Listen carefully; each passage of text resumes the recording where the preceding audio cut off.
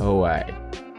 There's another episode, but this one is different. It's a series. It's Football 101. Serious series. Yeah. Series that's serious. Yeah. Football 101. 101. Just for you guys, before we kick in the season, the 2024-25 season, before you go there and try to watch a game and say that's boring. And say, what the is going on? What I don't understand. Before your friend tells you, hey man, do you want to come watch the game with me? You follow him blindly and you don't know what's going on. Blind as a bat. It's like, this goal, why these people cheering? What's going on? Why is he flopping? Oh, I don't like that because he just fell down. and then one of the funnier things, and we'll get to it way later, but once someone does start to figure out the layout of the sport, then you start introducing. You're like, oh, and then Champions League, and they're like, well, I'm sorry, what? Yeah. You're like, there's more than one league, so that's what we're sort of doing, and because we and I have we've kicked this idea around for a couple of months now, and the biggest sort of it's not an epiphany, but like the sort of basis, the thesis of our decision to do this is it's always somebody's first season. Yeah. And it's not just, a 5-year-old kid that like dad watches, so he's actively watching now.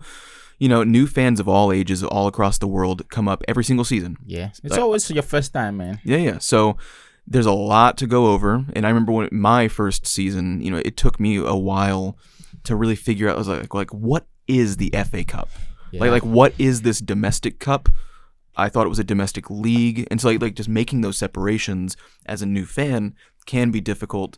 And I came in at a time where like not a lot of introductory or like 101 videos were around, so that's kind of what we're doing. It's like, if it's your first season getting on, we're going to talk about the rules, the league tables, positioning, relegation, which a lot of people don't understand what that is either, because American sports, it's different. The leagues are fixed. And you will understand why if you ever follow the MLS, it's going to be different from other leagues. But we're trying to make sure you get this, the concept, the originality, the tradition is clear. It's always your first time. And you know what?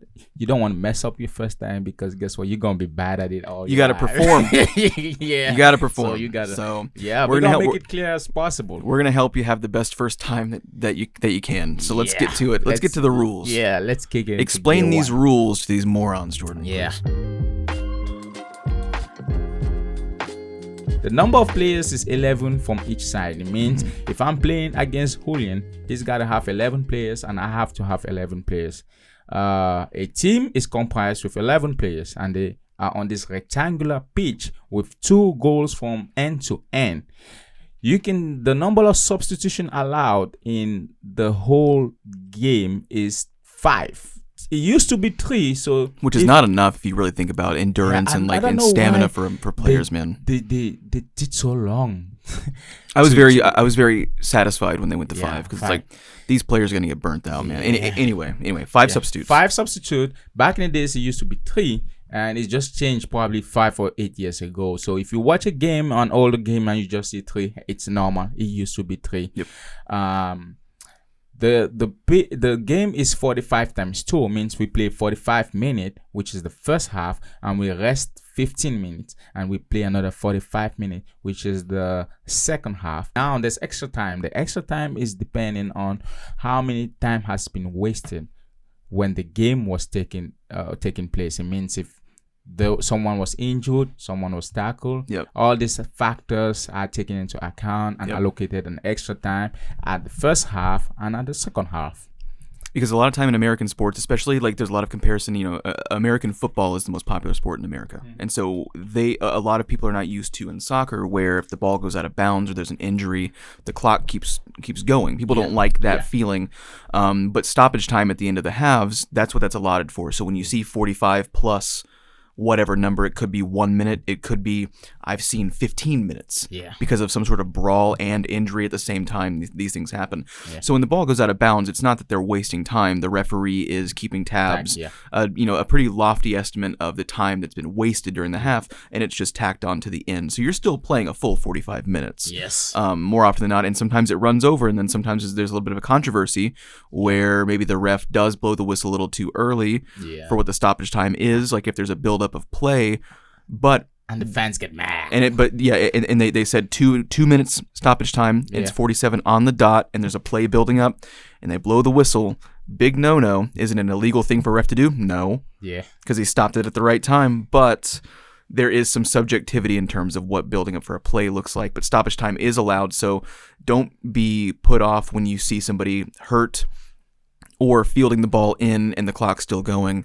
It is rounded off by the end of the half. The ball in and out of play. So if the ball is out of play when it's fully crossed the goal line or touch line, whether on the ground or in the air, or when play is stopped by referee, so it's out of play. You can score with anything except your hands, because guess what? It's not called handball. It's not called handball. No, sir. That's a real sport. Yeah.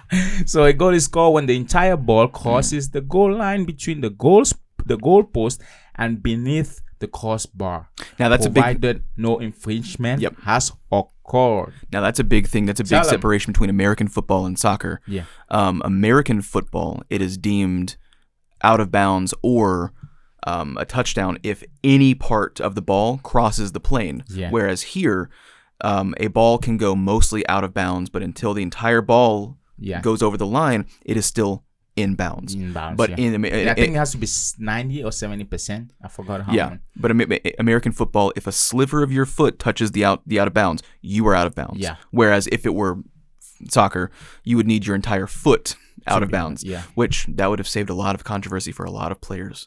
So different sport entirely. Another to add of it, you might see someone dribbling on the sidelines. As long as the ball is still in the field, it don't matter if the player is out of the field. He's not out of bounds. Yep. The place to continue. The ball itself have to be out of bounds. Yep. If Team A is encroaching on Team B's goal, and Team A is the last to touch the ball, and it goes out the back line of that team, Team B now has a goal kick. They get to reset and kick the ball out to themselves. Yes. However, if the defending team touches the ball last and it goes out the back line of their goalpost, you are set up for a corner, which means that Team A now gets to put the ball in the very corner, and they get basically a free kick into the box. Yes. Or a free set piece to do whatever they want to do. And a set piece is a construction or formation to restart the game after a stoppage. Yeah. Essentially. Now you have fouls and misconduct. Misconduct can result in yellow cards or red cards. 2 yellow cards, it's an immediate red card. And you're out. Out. 1 red card is out on the spot. It's like a gun. There's no coming back. Yeah, sure. Yeah. So, and those offenses, the variation depending on what the referee thinks. But the one thing that you should always note that will always automatically in any situation that I've been watching this game will be a red card is if the attacking player of Team B is close to scoring a goal and you are the last defender and you tackle him, and so if you tackle him from the back, most of the time there's a red card. And a free kick is from anywhere on the pitch where the player was fouled. If you were fouled right by your own goalpost, you kick from there. If you're in dead center of the field, you kick from there.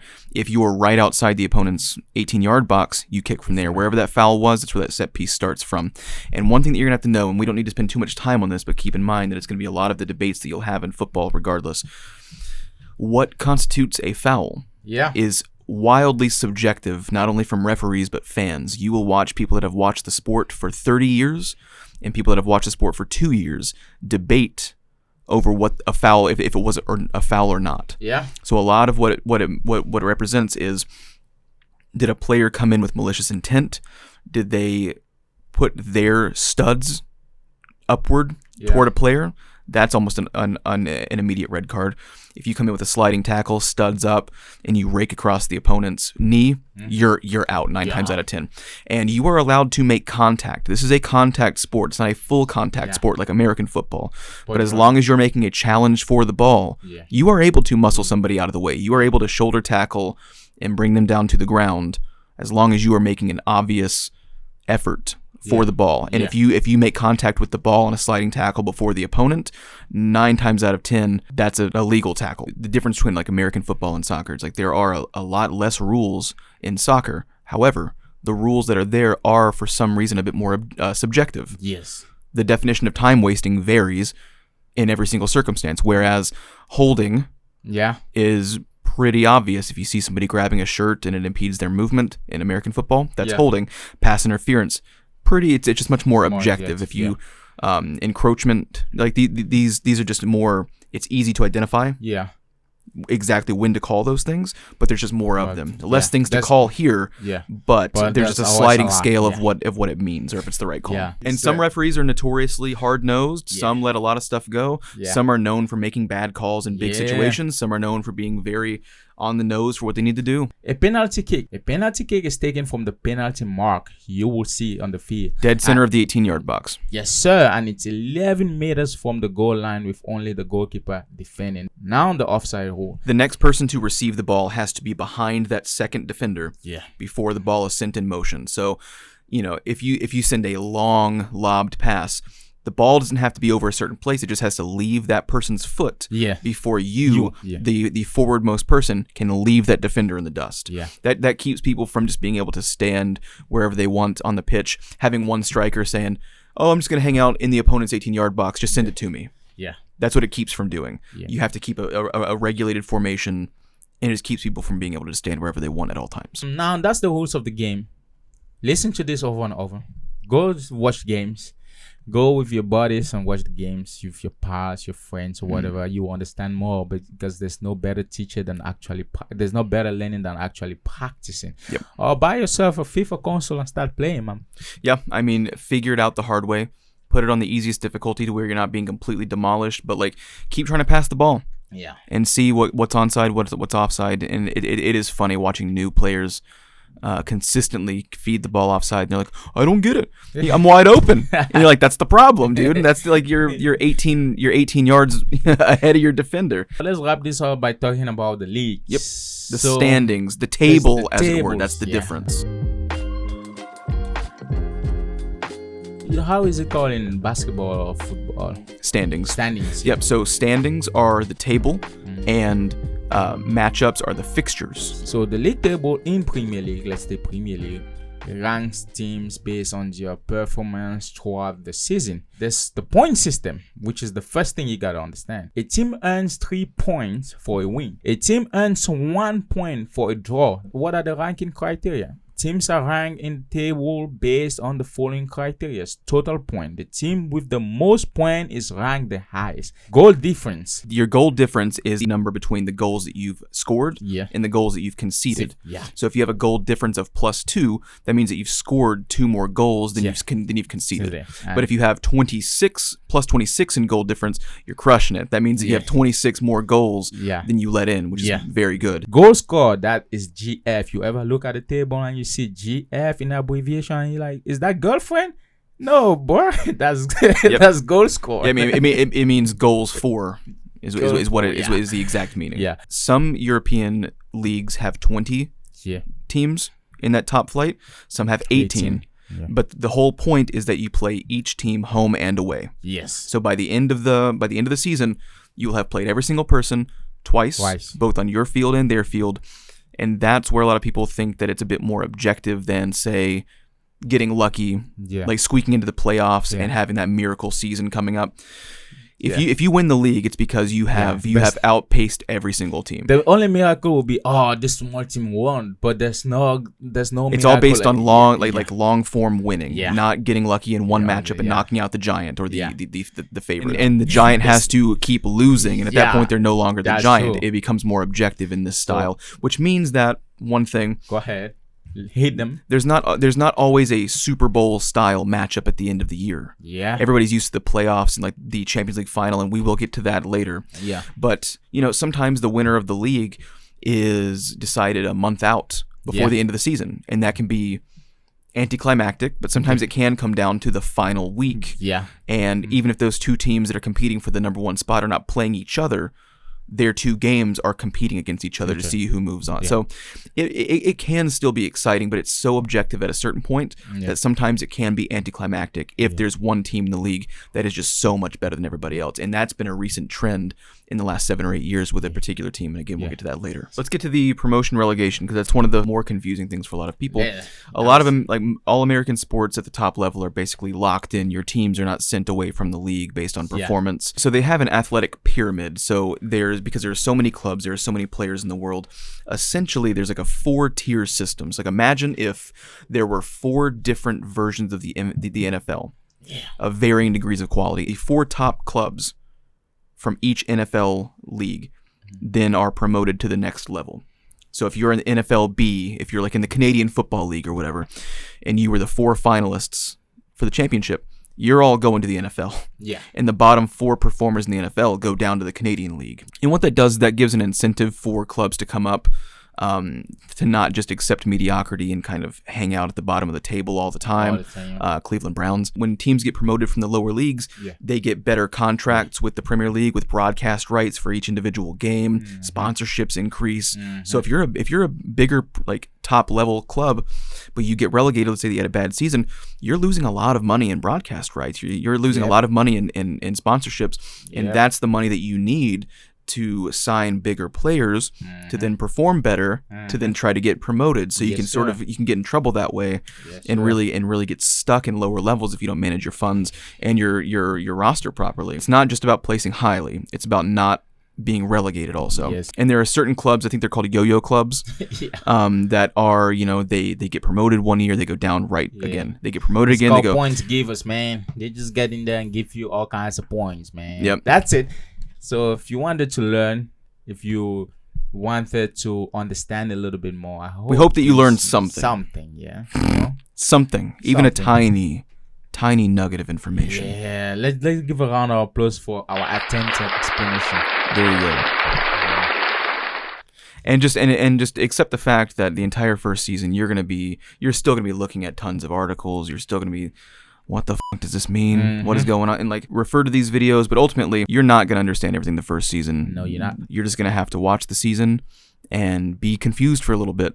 You know, like there's no amount of reading or preparation, because you're not gonna be able to retain all this stuff, because it is, as we've said, it's not just one season, it's not just one club, it's not just one league. Yeah. It all kind of intersects at certain points, and we'll get to those and how those multi-competitions affect the regular leagues themselves. It's like if the NFL teams were playing in 4 different leagues at the exact same time. Yeah. And how confusing those matchups can be. Yeah. So, yeah, that's it, guys. Confusion should lead to intrigue, and then intrigue lead to insight. That's it for us today, guys. See you next time, or when we see you. Bye.